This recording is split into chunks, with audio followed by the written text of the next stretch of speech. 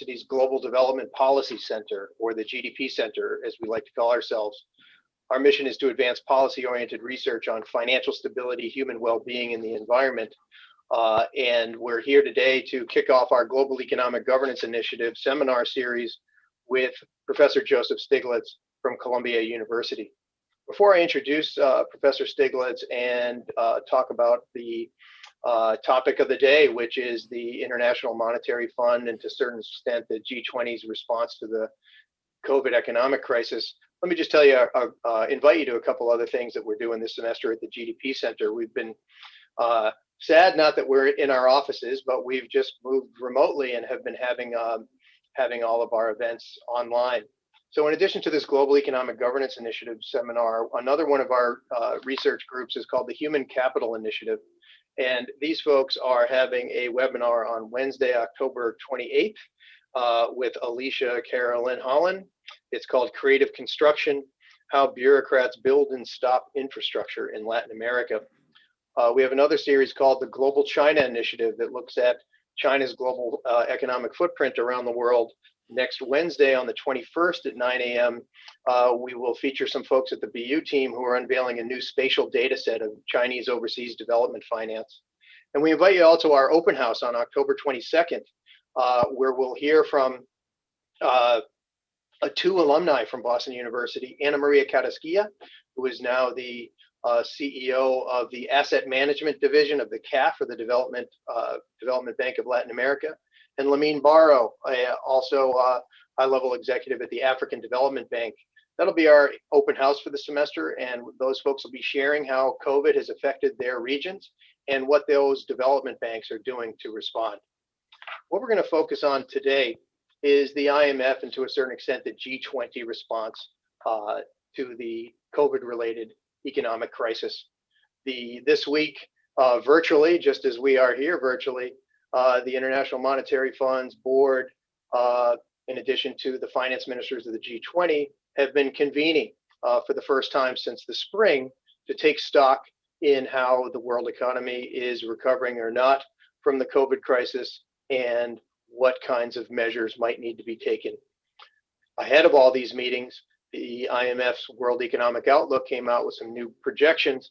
They slightly had a better impression for the global economy, revising their estimates to a contraction of 4.4% for the whole world, which is definitely concerning, but a little bit better than what they had predicted in June. What's of grave concern, however, is that the predictions for the emerging market and developing countries have worsened from 5.1% in June to 5.7% today. Worse, the majority of emerging market and developing countries have not recovered from the extreme capital flight that happened in early 2020, which was associated with exchange rate depreciation and a ballooning of debt levels, external debt levels that were already in many cases quite distressed in 2019 before the crisis even came. To have discussions about what the appropriate response to this might be, we have Professor Joseph Stiglitz. Let me read you his impressive bio, although my guess is that for all of you out there, Professor Stiglitz needs no introduction. But Joseph Stiglitz is an American economist and professor at Columbia University. He's also the co-chair of the high-level expert group on the measurement of economic performance and social progress at the OECD, and the chief economist of the Roosevelt Institute. He's a recipient of the Nobel Memorial Prize in Economic Sciences in 2001 and the John Bates Clark Medal in 1979. He's a former senior vice president and chief economist at the World Bank and a former member and chairman of the U.S. President's Council on Economic Advisors. In 2000, Stiglitz founded the Initiative for Policy Dialogue, a think tank on international development based at Columbia University, where he's a professor. He's been a member of the Columbia faculty since 2001 and received that university's highest academic rank of university professor in 2003. In 2011, Stiglitz was named by Time magazine as one of the 100 most influential people in the world. He's known for his pioneering work on asymmetric information, and its work focuses on income distribution, risk, corporate governance, public policy, macroeconomics, and globalization. He's written a number of books. His most recent book is People, Power, and Profits, which we'll have a conversation about a little bit later today. I should also note that Professor Stiglitz is one of the editors of a new academic journal called the Journal of Globalization and Development, which I'm happy to and privileged to be a co-editor with him and some other folks.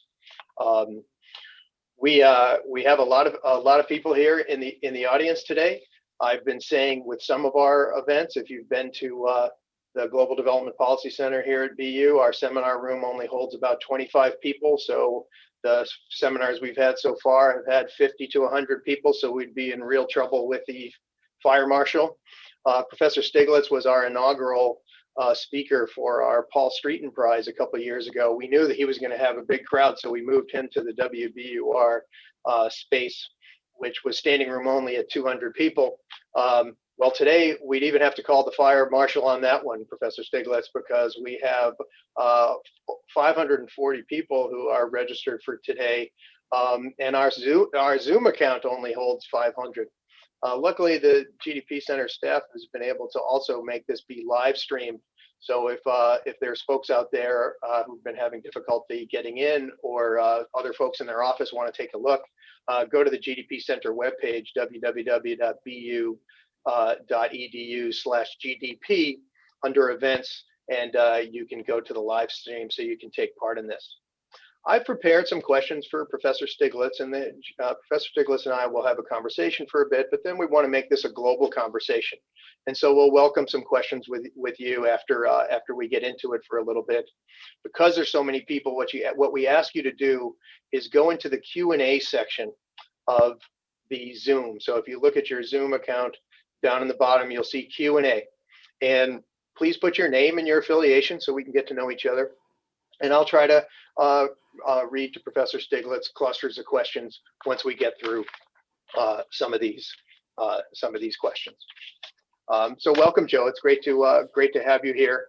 I hope you're safe and well throughout these troubled times. Nice to be here. Great. Professor Stiglitz, you were among the first to realize how grave an impact the COVID-19 would have on the global economy. And you've repeatedly pointed out that without quick and bold action, the world quickly would find itself in the midst of a major debt crisis. Indeed, emerging market and developing countries have seen a record level of credit downgrades this year, and the IMF now estimates that over 35 countries may face a financial crisis.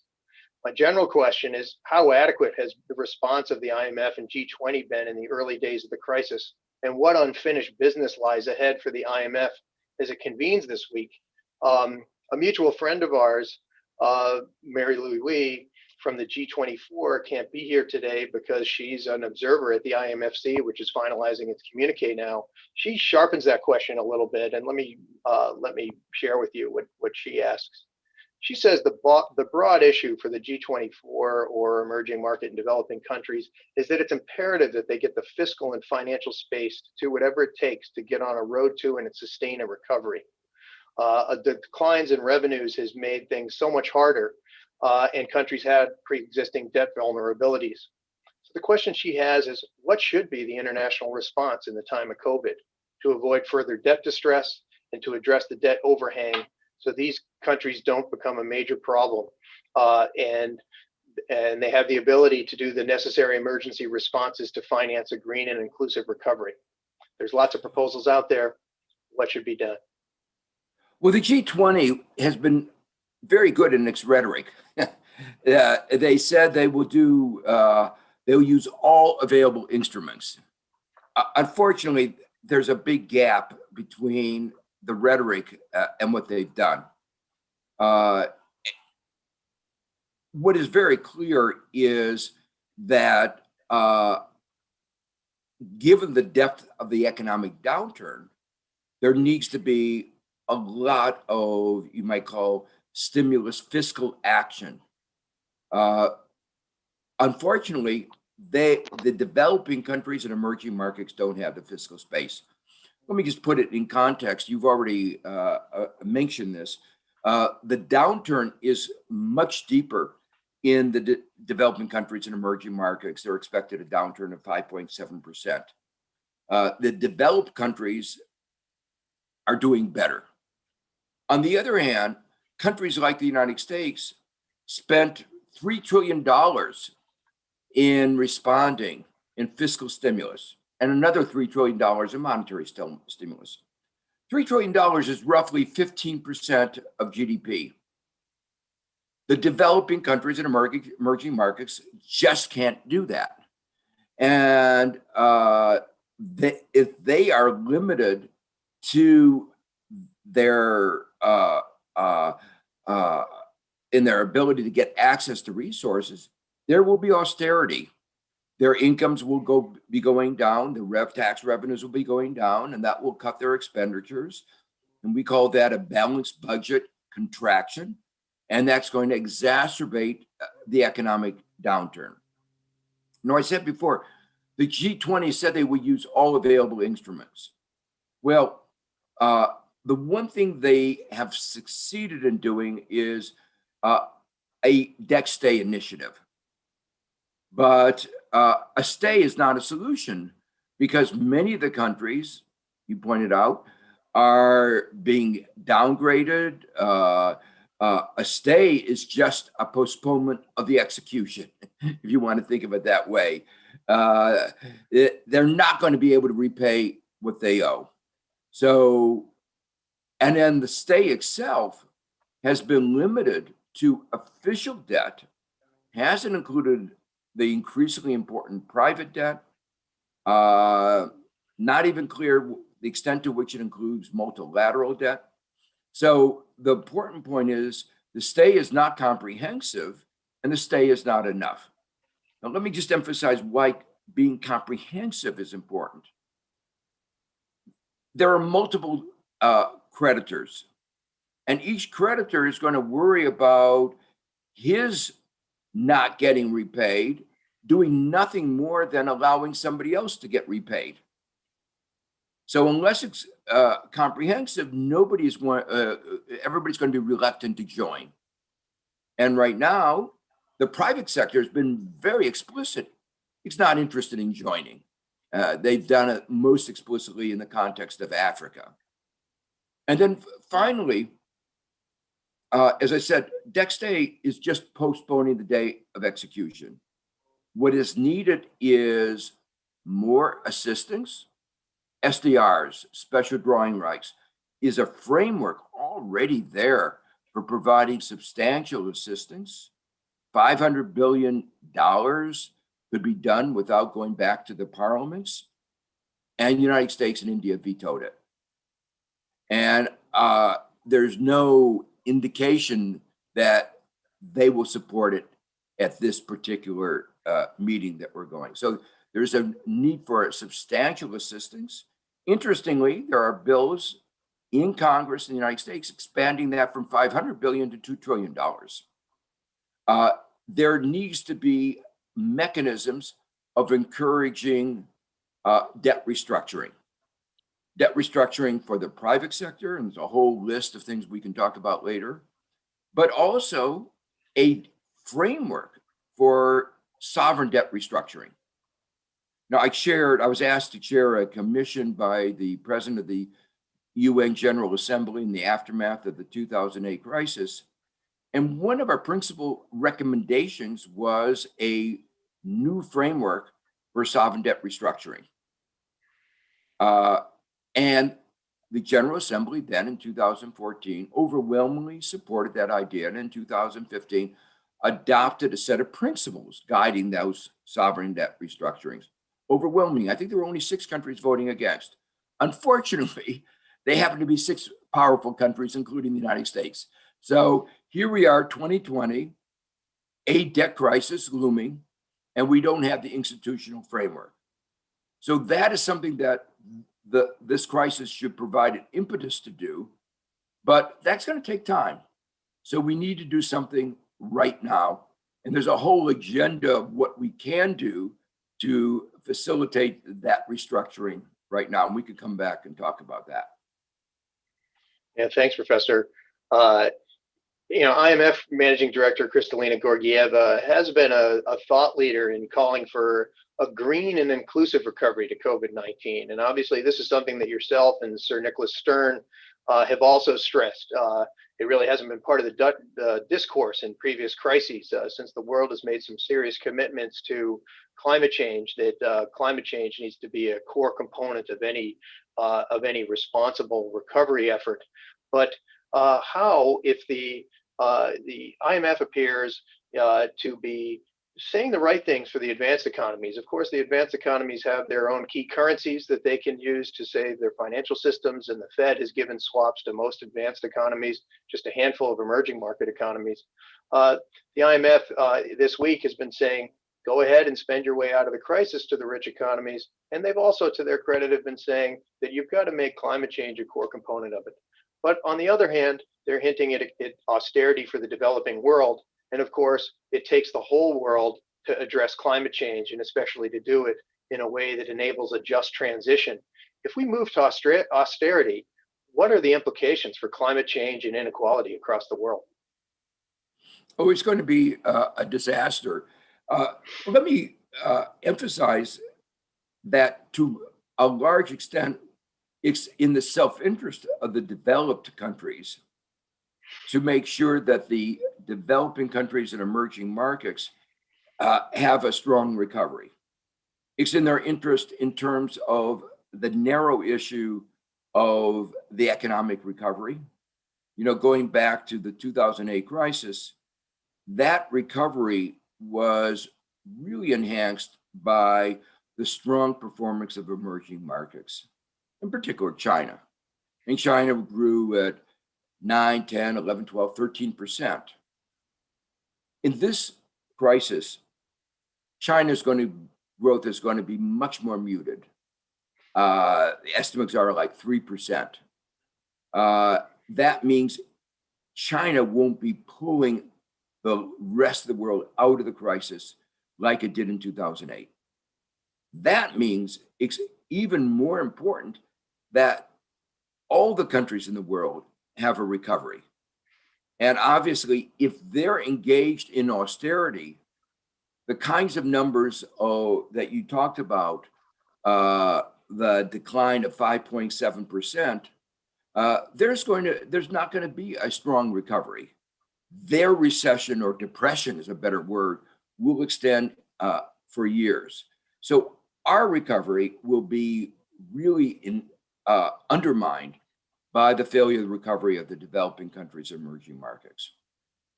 In some parts of the world, I worry about there being real crises. And we know what happened, say, in the context of Syria. The Syrian war gave rise to immigration pressures that have really had enormous economic and political effects. If you start thinking about what a debt crisis in Nigeria would mean, or in any other large country in the emerging markets or developing countries, there would be hard to contain immigration pressures. So there are, besides humanitarian concerns, there are a lot of self-interest concerns that should make it in the interest of the developed countries to make sure that there is a strong global recovery. And as you said, the developing countries and emerging markets just don't have the fiscal space to recover on their own. And that's why there has to be not just a debt state, a debt restructuring, and there has to be real assistance in the form of expanded SDR. Yeah, so it sounds like you're really saying that we need to be having the kind of conversations that we had 20 years ago in and around the HIPC initiative. We're not just suspending payments over time, which actually will increase the amount of debt over the entire maturity, but a significant haircut in exchange for some kinds of investments in poverty alleviation, climate change, and a sustainable recovery, in addition to a debt workout system, which are those are two sort of separate things, right? For individual countries that default, you're concerned about the regime and the rules under which that happens. But it sounds like somewhat similar to what the G7 was articulating a few weeks ago, that you're calling for a large global debt relief effort. Am I interpreting that right? That's right. after the HIPAA initiative, where the slate was cleaned up, the advanced countries' financial institutions saw an opportunity to lend, and they came in. And I wrote an article in the years ago saying a warning that they were getting too much in debt. And then on top of that, you had China entering as a major creditor, and then you had the other more traditional sources of official debt. And all of that has amounted to a high level of debt that made these countries fragile before the pandemic. And now comes the pandemic itself, and you can't squeeze water out of a stone. I mean, that's the basic principle. And what we've seen in the past is something that I added to the book called Too Little, Too Late. Debt restructuring comes too late. Nobody wants to face up to the reality, and too little. The creditors are always praying for somehow a miracle so they can get repaid, and so they do too little. And that result of that is about half the time, there's another debt restructuring a few years down the line at great cost, both to the debtor, but also to the creditor. Yeah. Now, you mentioned twice the United States playing a role in blocking the principles for sovereign debt restructuring in 2015. The United States playing a key role in blocking a new allocation of special drawing rights earlier this year, even though the Fed itself was taking similar kind of actions for our own economy and for the advanced economies. In your new book, People, Power, and Politics, Progressive Capitalism in an Age of Discontent, you talk about how we need to reclaim America. Let me ask you a few things about what the sort of global economic policy component of reclaiming America would be. Now, after abandoning multilateralism, what would it take for the US to take back the helm and build back a better set of multilateral institutions that promote financial stability, shared prosperity, and a just transition to a net zero carbon economy? Or should the US lead as an enlightened hegemon? Or is it time for a new set of global rules that do not permit any one country to have too much power in such institutions? Well, let me begin by emphasizing that we share one planet. And we've seen that this nasty coronavirus doesn't respect borders, doesn't carry a passport, doesn't carry a visa, nor do the greenhouse gas CO2 molecules. So we face issues as a globe of public health, of the environment, and these are problems that we can only solve globally. And that's also true for a global trade regime. So I think it's clear that we need global cooperation, never more than we do now. So global cooperation, and we've seen after 4 years of a lack of global cooperation, of an attempt of the United States to go it alone, it hasn't worked.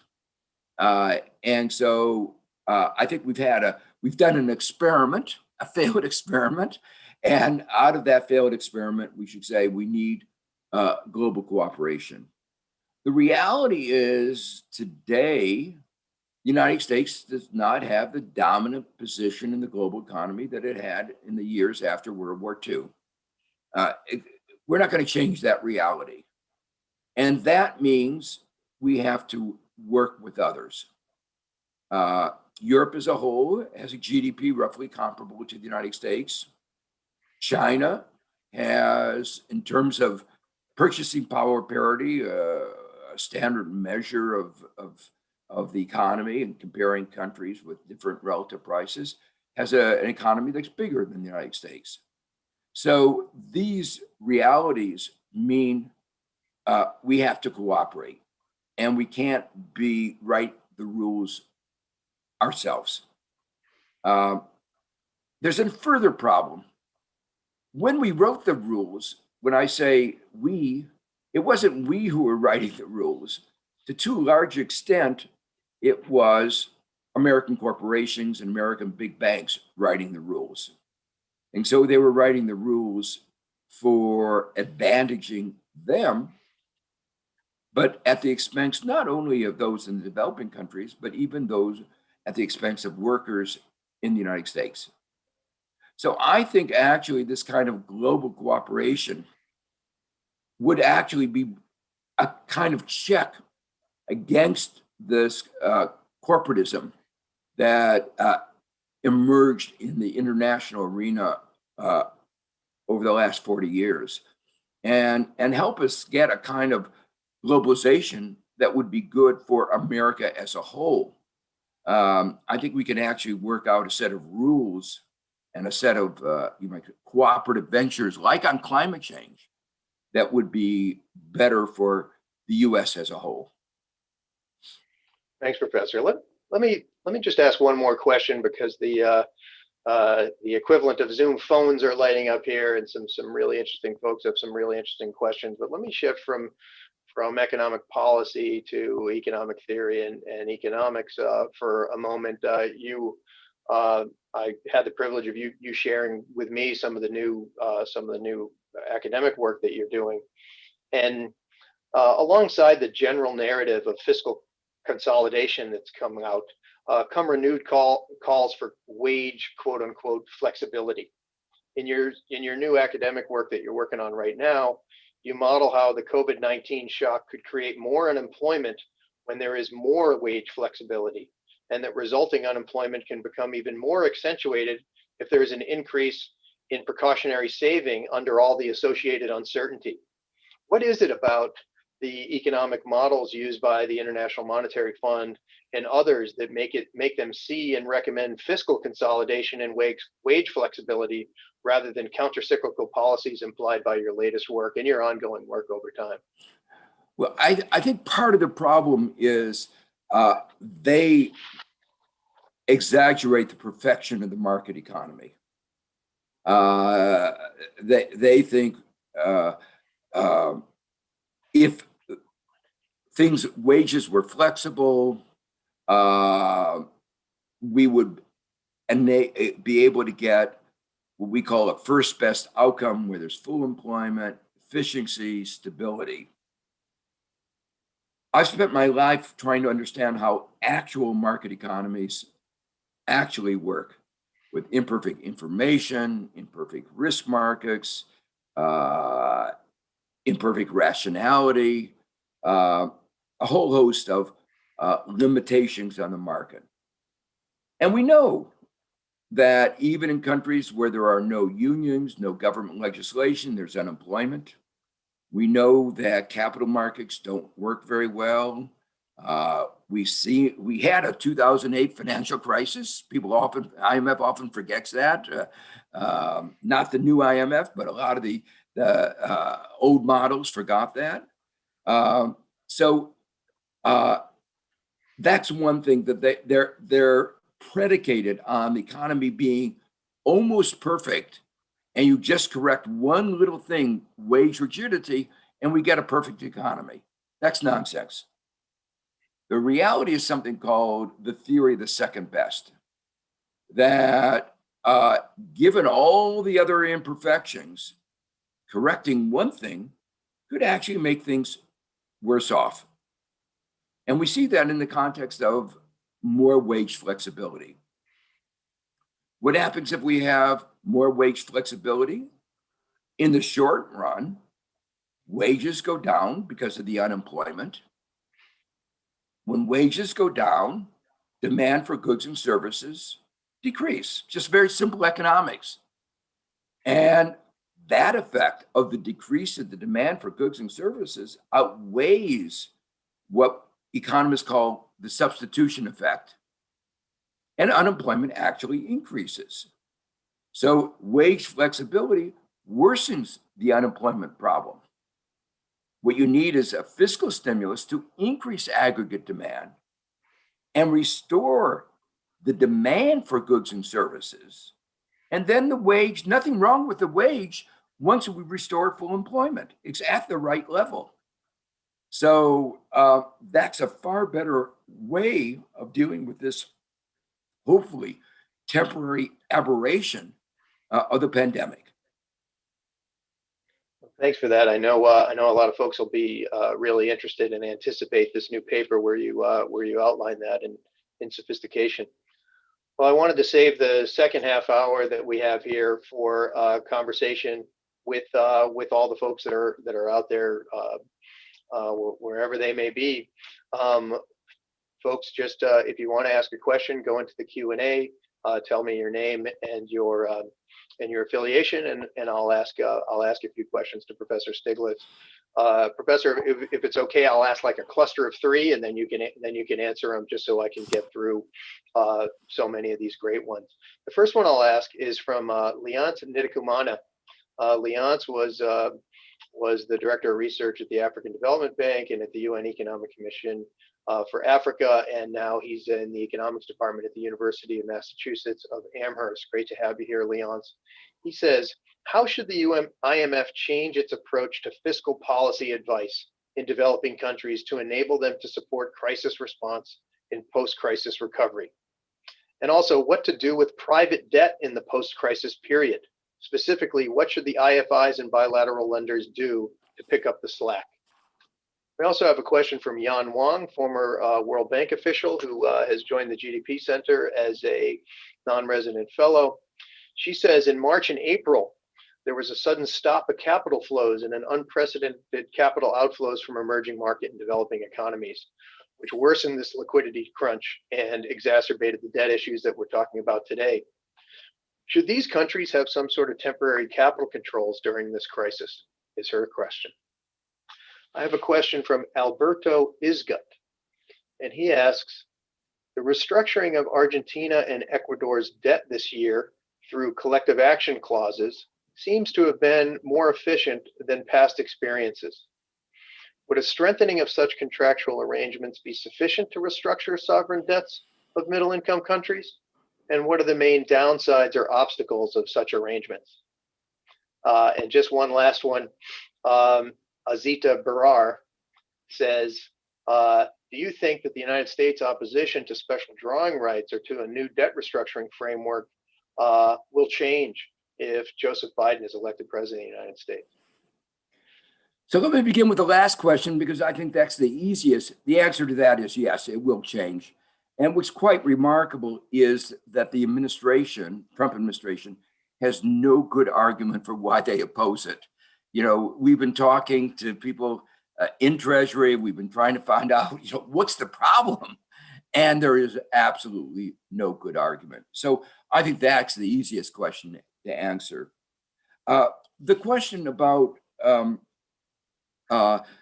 does the sudden stop suggest that there ought to be capital controls, or more broadly with the IMF, sometime more recently it's called capital management techniques? Absolutely.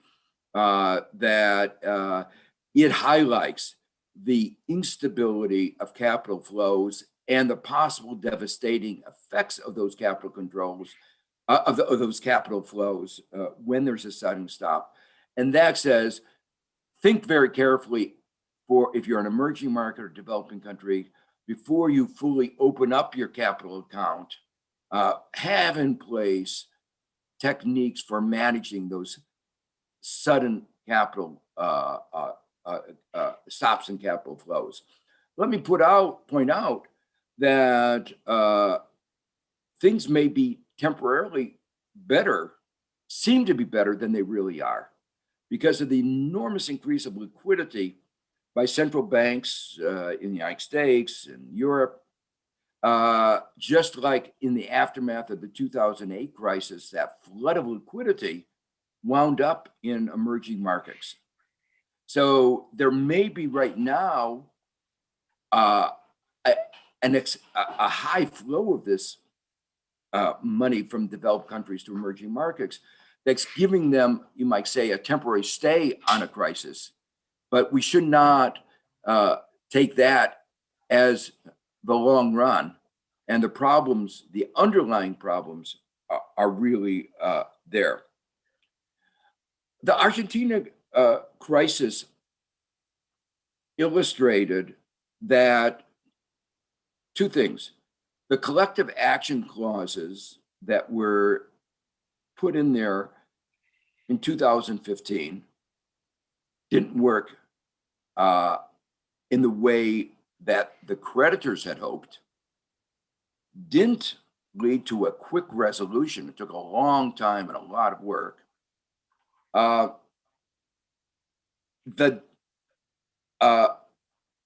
creditors were not happy, and they wanted that to change and to go back to the earlier collective action clauses. But Argentina really stayed firm and maintain its commitment to maintain a better set of collective action clauses.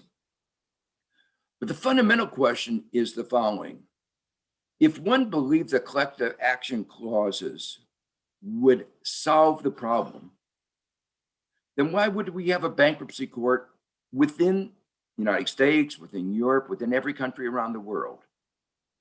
The answer is the collective action clauses are a second or third best solution.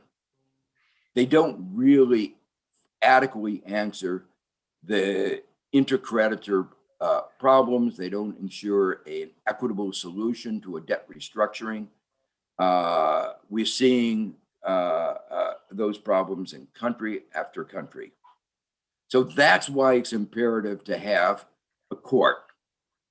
And the problems of public debt and the problems of debt written in multiple jurisdictions are even greater than the problems of debt written within a single country.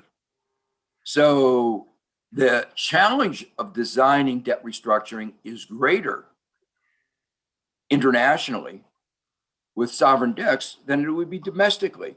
So I think it's a compelling case is the collective action clauses, well written, are a second or third best way. They're better than what we used to have, but they are not an answer to the needs of debt restructuring.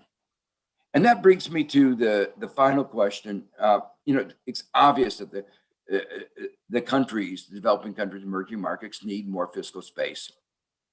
And there are only a limited number of ways they can get that greater fiscal space.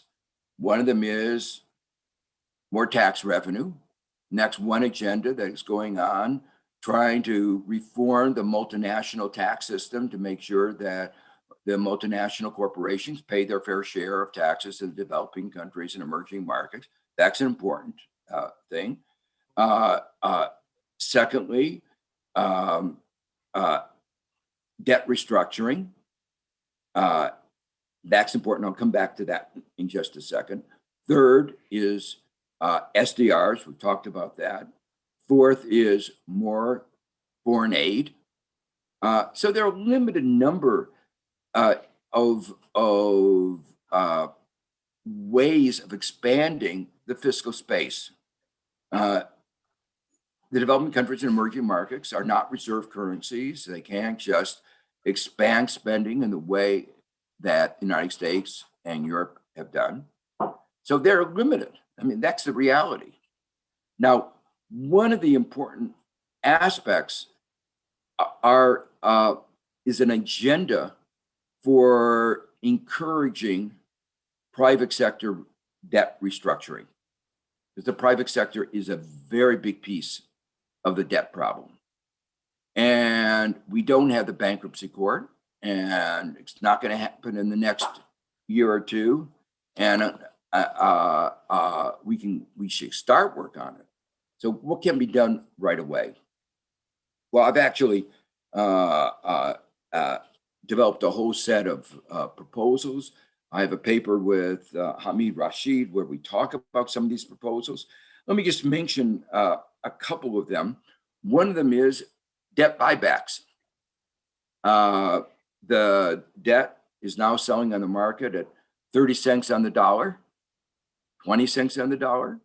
You could buy the debt back and resolve at least a significant part of the problem by buying the debts back. A second important thing is that developed countries, United States, could announce that it will recognize the importance of force majeure and necessity as a result of the pandemic. There's a long tradition in the legal framework. When events happen that are beyond called force majeure, you have the right to abrogate a contract. It's like, in terms of economic theory, all contracts are incomplete, and there's a clause effectively written in every contract that says if a major adverse event happens beyond what anybody has contemplated, then this contract will be abrogated. And that principle has been invoked numerous times. So that would be, the recognition of that would be important. A third example is recognizing and reemphasizing the sovereign immunity, which was one of the principles in the 2015 UN resolution that I referred to earlier. A little minor thing, but one that affects incentives. A lot of the private sector bonds are written in New York. And New York has a provision for judgment called prejudgment interest of 9%. In a world where the interest rate is 0. So it pays it pays the creditors to drag their feet. Because while they're dragging their feet, their interest is accumulating at 9%. The federal government has changed that. Most states have changed that. But that is something that's creating an incentive not to go along with the debt restructuring.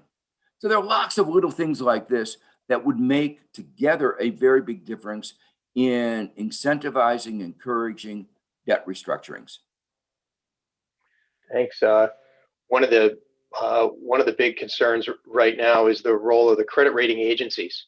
And I know that's something that you've done some econometric work on in the past that showed that the rating agencies are usually late to downgrade, and when they do, then they accentuate recessions.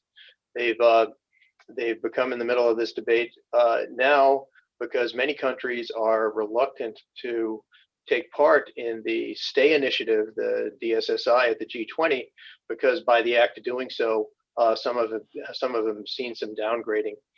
There's only 3 of these, and they're all in New York. What can we do to make sure that these agencies can help the world economy recover rather than prolong some of the worst aspects of economic downturns? That's one question. You're absolutely right. The credit rating agencies have played a role that has exacerbated the economic downturns. I saw that in the East Asia crisis. We saw it in the 2008 crisis. In the 2008 crisis, we saw that the rating agencies were actually engaged in fraud. So it wasn't only that they were exacerbating the crisis; they were part of a broad bad behavior in the financial system that led to the 2008 crisis. They're a real problem.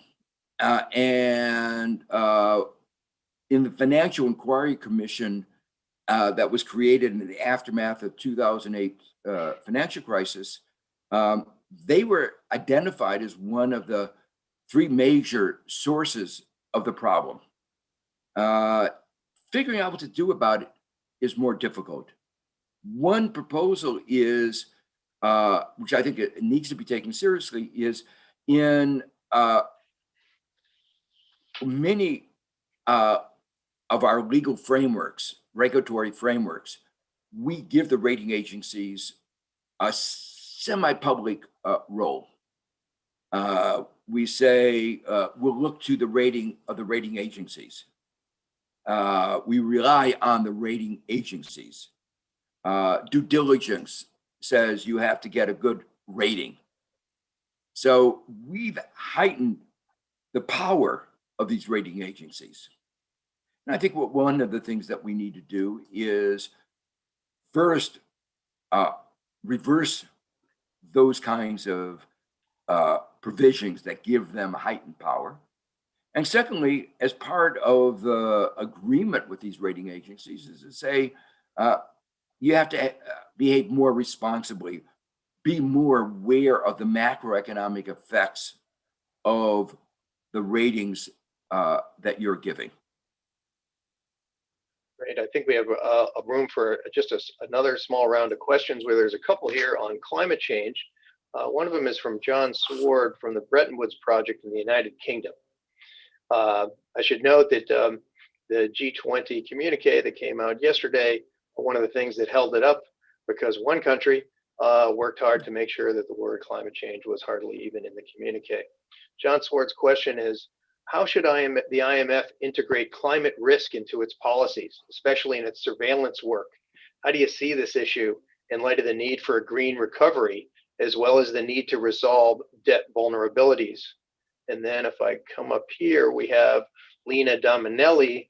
She is from the University of Stirling, and she asks, given that you advocate increasing consumption as a way out of unemployment caused by wage flexibility, what can be done to prevent it from undermining the case for reducing climate change by reducing production simply for the sake of consumption?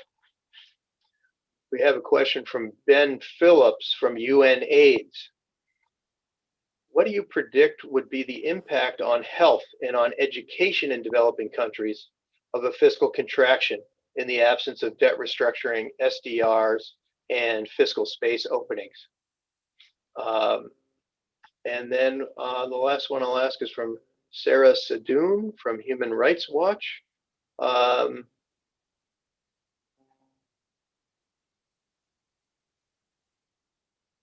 sorry, she says, I caught the end of the discussion, including the sentence. We see a dramatic change in rhetoric from the IMF, she says, with the managing director calling for a new Bretton Woods moment this morning. Do you think that this reflects a genuine shift in IMF policies, or is it primarily rhetorical? We'll let you please respond to some of those, and if you have any sort of closing remarks that you want to make sure that folks get a clear message from you. So let me, there are a couple of those questions that are easy. We know what happens when you have austerity. Greece highlights the downsides. I mean, there are many other countries. Among the first areas that get the chopping block when you have austerity are health and education. Those are among the things that are easiest to cut back. The IMF has urged countries not to do that, but it turns out it's hard in practice to cut back police, fire, military. And so the thing that tends to get cut back are health and education, jeopardizing the country's future and particularly affecting children. There were two questions related to climate change. I've been involved in the issue of climate change since I was on the IPCC, the second assessment in 1995. The mistake we made in 1995 is we didn't see how quickly it was going to come. We didn't see the range of economic effects that it would bring about as clearly as we should have. Is clearly an existential issue. And the global agreement about that is so strong, except for a minority in the United States who happens to be in control of the government right now, hopefully not for long.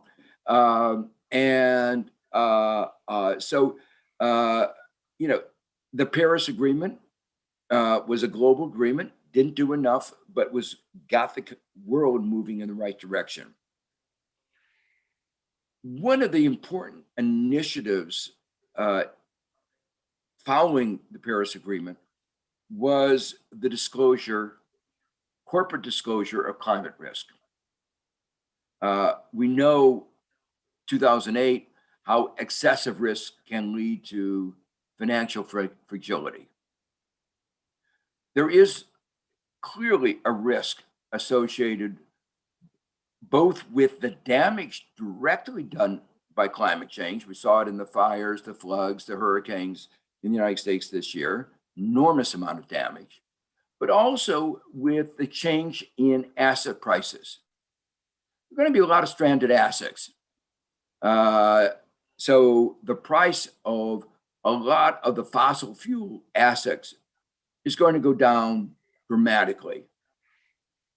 And in an interlinked financial system, that will have systemic financial consequences. And I think that really does pose a risk to our economic and financial system. So that's why people like Mark Carnoy, a lot of other people who are concerned about the stability of our financial system have been emphasizing more and more the disclosure of these financial risks. And there are a lot of interesting economic research looking at that from a systemic point of view, network analysis, trying to see how that gets amplified within the economic system. So this is a really important area, and correspondingly, really important for us to try to control the magnitude of those kinds of risks. There is, you might say, a natural seeming tension between the issue of consumption and the issue of climate change. But I think it's a little bit artificial. I co-chaired a commission with Nick Stern asking the question, how best to get to the 1.5, 2 degree centigrade Paris goals. And asking the question, what would be the effect on our economy? And we came to the conclusion that you needed a package of measures, incentives, public investment, regulations, that with the appropriately designed package, this could be a growth story. Standards of living, which is the right way of thinking about that, would rise. But even as standards of living rise, carbon emissions would go down. There's nothing incompatible with those two ideas, that we can have a much lower carbon footprint at the same time that we have higher standards of living. So that's really I think we showed that in a very convincing way. And I think that's the way to think about this. Can we have higher standards of living and a lower carbon footprint? And when I say lower carbon footprint, moving all the way to net neutrality.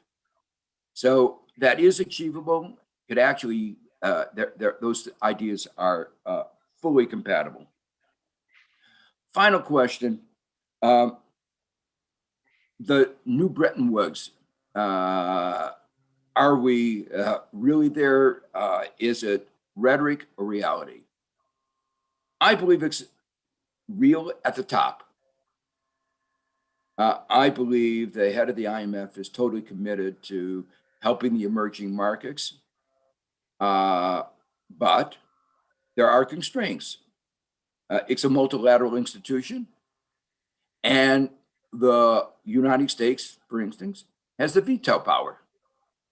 And if the United States continues to be represented by the Trump administration, then the IMF cannot fully be on board on this new agenda. It won't be issuing SDRs. It won't be engaged in creating a new mechanism for financial restructuring of sovereign debt. But I am optimistic that with the new leadership in Washington, that these are big organizations. They change slowly, but I haven't been impressed at how much they've changed in a relatively short period of time. And with new leadership in Washington, I think we are at a moment where there can be a shift, not as much as maybe I would like, but still a very significant shift in the international organizations, a greater commitment to climate change, to global public goods of all kinds, including global health, global knowledge, and a greater concern about inequality, both within and between countries. Well, thanks for ending on an optimistic note, and I think we all share the hope behind your optimism. We did not get a chance to discuss many of the great questions that came from so many of you. I'm sorry that we weren't able to do that. I do encourage you to go to the Initiative for Policy Dialogues webpage, where you can see where a lot of Professor Stiglitz writings and thinking of him and his whole team, especially his new book. And also to go to the Global Development Policy Center, GDP Center page, especially on global economic governance. We have a lot of work on this as well, including a new IMF COVID-19 recovery tracker, which is trying to track the extent to which the International Monetary Fund is changing over this time. Really want to thank you for your time, Professor Stiglitz, and for your attention to these issues. And we know that hundreds of people were here listening to you today, and let's hope some of this conversation finds its way into these remote conversations among finance ministers at the G20 and the IMF this week, and moving forward into the G20 just in a few more weeks in Saudi Arabia. Thanks so much. Thank you.